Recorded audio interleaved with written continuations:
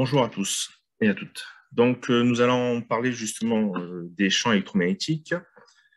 Donc, ce sont des champs électromagnétiques qui sont omniprésents dans l'environnement quotidien et en milieu de travail. Donc, les champs électromagnétiques suscitent des interrogations actuellement et parfois des inquiétudes quant aux risques qu'ils peuvent faire encourir aux personnes. Donc, l'objectif d'aujourd'hui, l'objectif de ce jour, justement, c'est de vous faire une présentation et de faire un tour d'horizon, justement, sur le risque lié aux champs électromagnétiques. Alors, tout d'abord, justement, je vais faire un petit retour sur la genèse des champs électromagnétiques. Donc, il faut savoir que 4 interactions fondamentales régissent tous les phénomènes physiques dans l'univers. Donc, on a tout ce qui est attrait aux interactions faibles. Donc, ça renvoie à une portée d'action qui est très courte, de l'ordre de 10-17 mètres. Et on peut le retrouver notamment dans tout ce qui est là, joue un rôle important, notamment dans la radioactivité. On peut parler notamment de l'exemple du carbone 14, qui est un isotope et qui permet justement de dater les objets de quelques centaines d'années à plus de 50 000 ans. À côté de ça, on va avoir aussi tout ce qui est interaction forte. Donc là, c'est des portées courtes. Ça renvoie à tout ce qui est les notions de la cohésion du noyau, donc tout ce qui est neutrons, protons, dans un domaine d'une échelle d'action à 10-15 mètres. Puis après, on a tout ce qui est interaction gravitationnelle, justement, donc qui renvoie à tout ce qui est interaction, attraction, justement, des corps, de corps massifs, notamment tout ce qui est les planètes, notamment. Et enfin, on a tout ce qui est, justement, l'objectif de ce jour, c'est tout ce qui est les interactions électromagnétiques.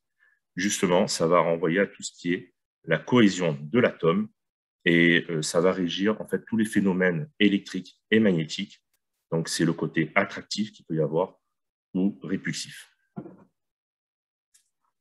Donc, ce qu'il faut savoir, c'est qu'au point de vue réglementaire, on a la directive européenne de 2013, justement, qui porte dans le domaine de fréquences entre 0 et 300 GHz, donc sur les champs électromagnétiques. Bien sûr, c'est une directive européenne. On a bien entendu la directive principale qui correspond à la directive cadre sur la prévention des risques dans le monde du travail.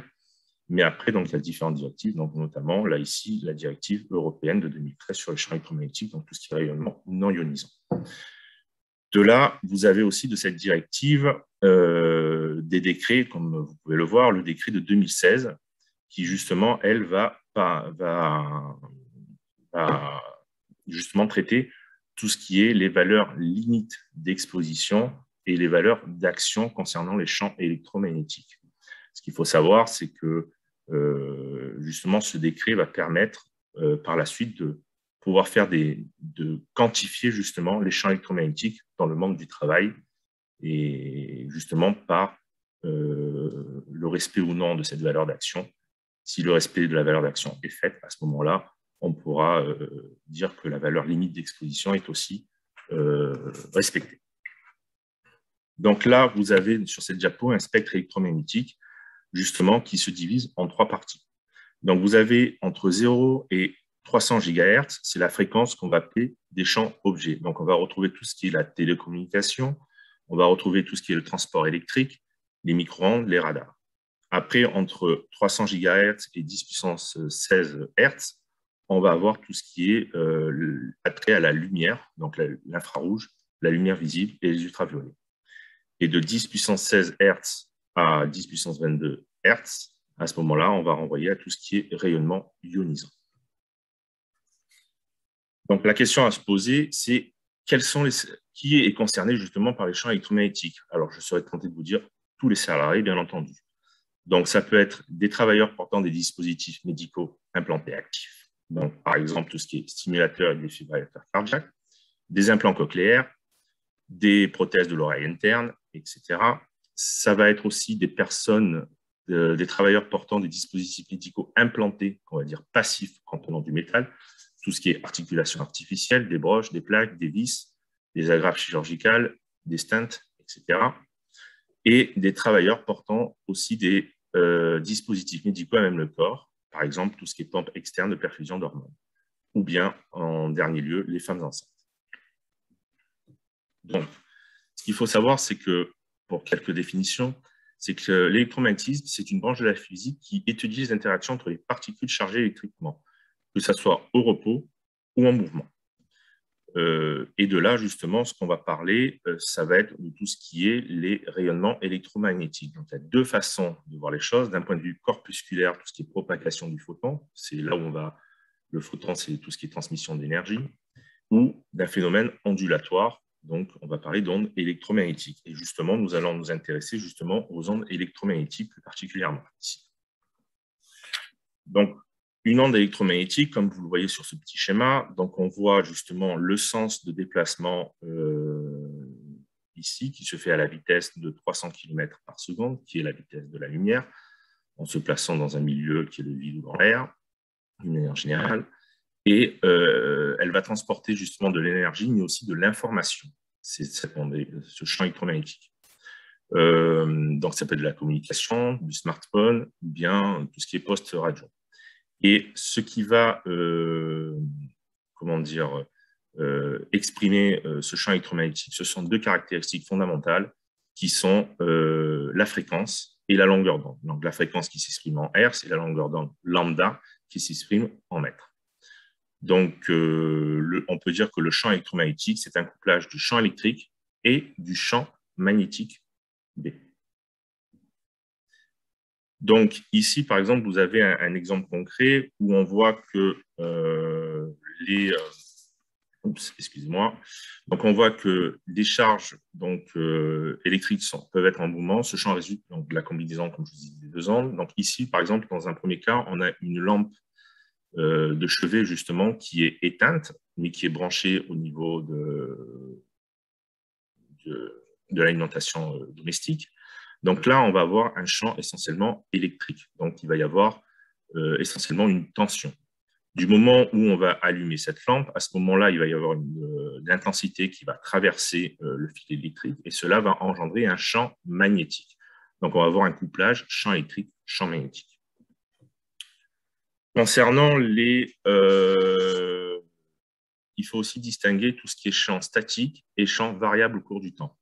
Donc, dans un premier temps, ce que je vais vous présenter, ce sont justement, au point de vue statique, donc c'est quelque chose qui est constant au cours du temps et qui se déplace que dans un seul sens. Donc, on peut parler du courant continu. Donc, c'est ce qu'on va retrouver au niveau des piles, quand vous faites marcher des appareils avec des piles, ou bien avec des batteries.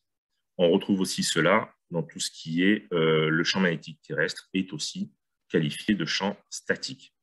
Et après, c'est variable au cours du temps. Justement, ça renvoie, par exemple, au courant alternatif. Donc, bien sûr, dans l'Union européenne, on a une fréquence qui est de l'ordre de 50 Hz. Quelques applications professionnelles sur les champs électromagnétiques. Donc, par exemple, pour la famille des statiques, donc à 0 Hz, on a tout ce qui est l'industrie de l'aluminium. Donc, c'est tout ce qui est, par exemple, les cuves d'électrolyse permettant justement, par exemple, l'étamage des tôles pour la fabrication des boîtes de conserve.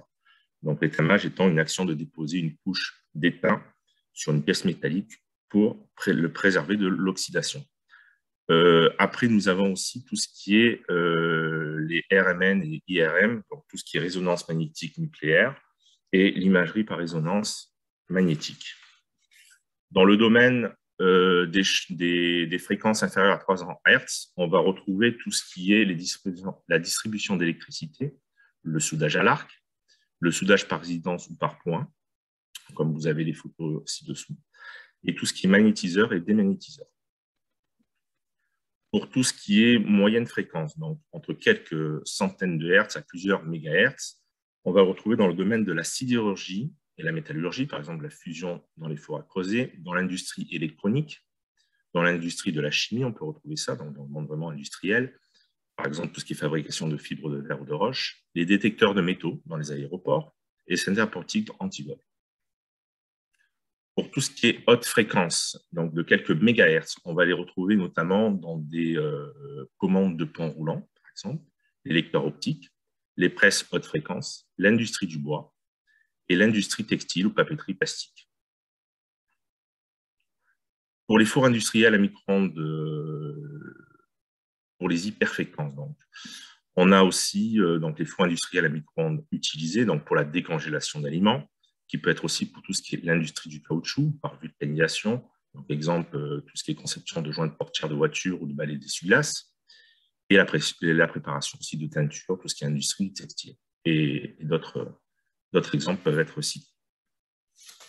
Enfin, on va avoir aussi au niveau de la télécommunication, donc ça va se dépasser quand on est dans les fréquences de quelques mégahertz à quelques gigahertz. Donc, on va retrouver tout ce qui est, par exemple, les radars aussi bien militaires que civils. On va retrouver aussi tout ce qui est lié à nos téléphones portables, mobiles, etc., les antennes relais. On va retrouver aussi le Bluetooth, le Wi-Fi, voilà, et le RFID aussi.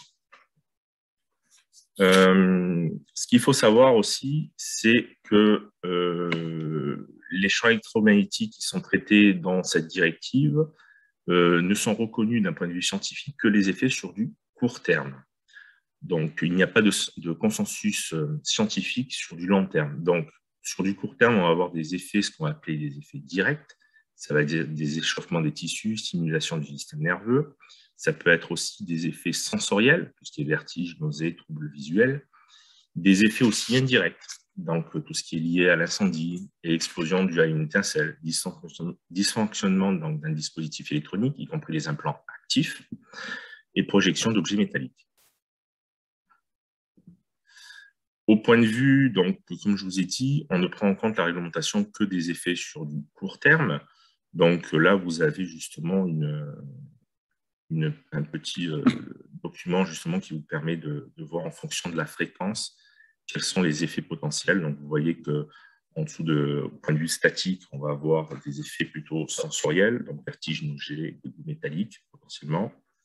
On va avoir des effets entre 1 Hz et 400 Hz, des effets plutôt sensoriels, voire des phosphènes rétiniennes. Entre 1 Hz et 10 MHz, peut avoir des effets sur la stimulation du système nerveux central ou des systèmes nerveux périphériques.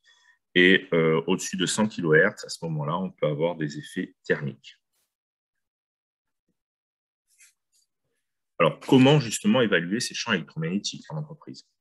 Tout d'abord, le point le plus important, c'est de recenser les activités et les équipements qui émettent, j'insiste bien sur le mot, qui émettent des champs électromagnétiques sur le lieu de travail. De là, on va prendre en compte les différents profils de travailleurs. Donc, d'un point de vue médical, justement, c'est là où il y a cet aspect technique et médical qui est important, nous, dans le service de santé, pour savoir, justement, comme on l'a vu précédemment, de quel type de salarié on a affaire. Ensuite, il faut prendre en compte les mesures de prévention ou de précaution déjà mises en place, bien entendu. De rassembler aussi, souvent, on trouve pas mal d'informations sur les notices d'utilisation de chaque machine présentant un danger vis-à-vis de l'émission des champs électromagnétiques. Et comparer, alors il y a un guide européen non contraignant sur les champs électromagnétiques, et il y a un tableau, c'est le tableau 3.2 justement, où il y a eu environ plus de 1000 études qui ont été réalisées au point de vue européen et qui permettent, en fonction de la catégorie du salarié, de savoir si justement il y a une exposition, le salarié peut être exposé ou pas aux champs électromagnétiques. Et de là, justement, ça va être de voir, par rapport au décret de 2016, de voir si on peut passer par le calcul, on va dire le calcul théorique, pour quantifier la valeur d'action, le VA qu'il y a ici, ou à ce moment-là, il faudra passer peut-être par des mesures de métrologie. Donc voilà, c'est ce que je dis par la suite. Donc, le cas échéant, mesurer la valeur déclenchant l'action sur le poste de travail présentant un champ électromagnétique. Et ensuite, à partir de là, en fonction des résultats, on essaiera de préconiser des mesures de prévention adéquates. Enfin, voici quelques exemples de prévention. Donc, par exemple, tout ce qui est remplacement de certains équipements par un autre générant moins ou pas de champs électromagnétiques. L'optimisation des réglages d'utilisation du matériel en fonction de l'intensité, la puissance et la tension. Tout ça, on va le retrouver, par exemple, dans tout ce qui est le matériel pour souder. Une maintenance préventive des équipements de travail.